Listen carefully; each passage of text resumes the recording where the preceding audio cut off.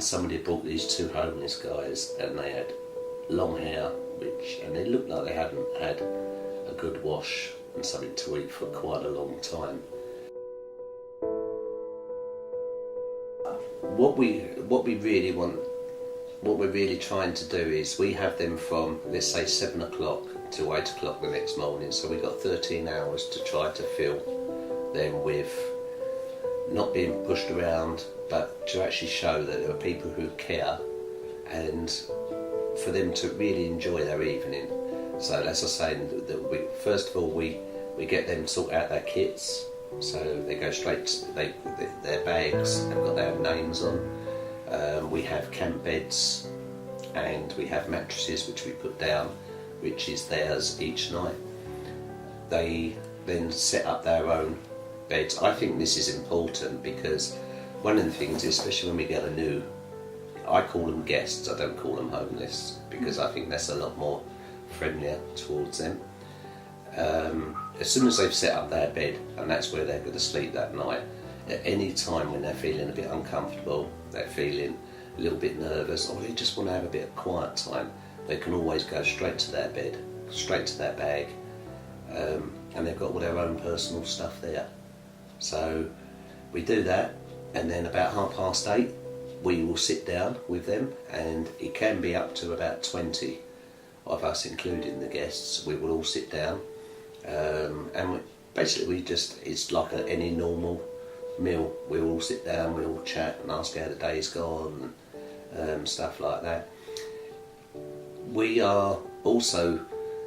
We don't have them washing and cleaning and doing stuff like that. We've got volunteers which come in and do all that for them.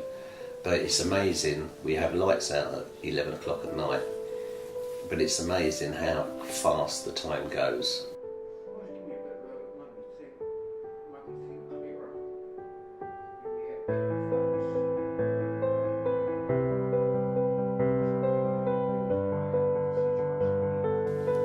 I feel it shouldn't happen. I feel we should have an opportunity to house everybody if they need it.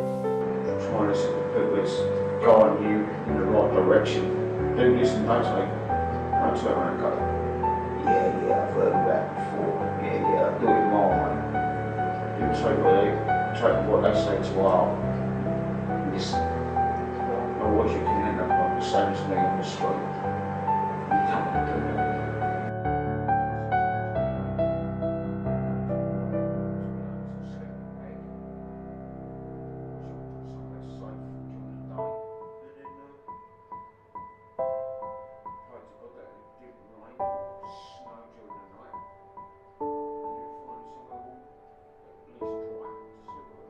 It's also down to keeping it running, because we've heard of shelters which have opened up, and I think the last shelter they had in Medway closed down about 10 years ago, and some of the homeless we're actually housing now used to use that shelter, and this is how long they've been on the street. Some you can help and some you can't. Requests for donations of toiletries, sleeping bags, just so many, even right down to underwear, and jackets and things like that. We're getting things above and beyond.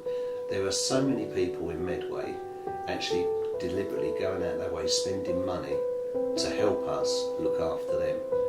They then already have they have a big kit bag, and it's got their quilt, pillow.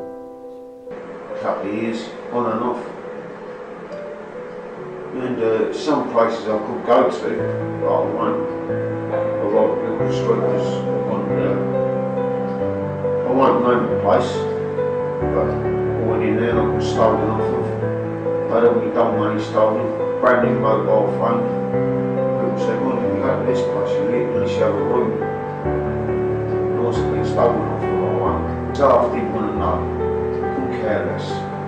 So any hopes I had there, get my life sorted out, went out the window. But with this charity thing, miles better. Got me clips, stick clearing, everything. Not bad.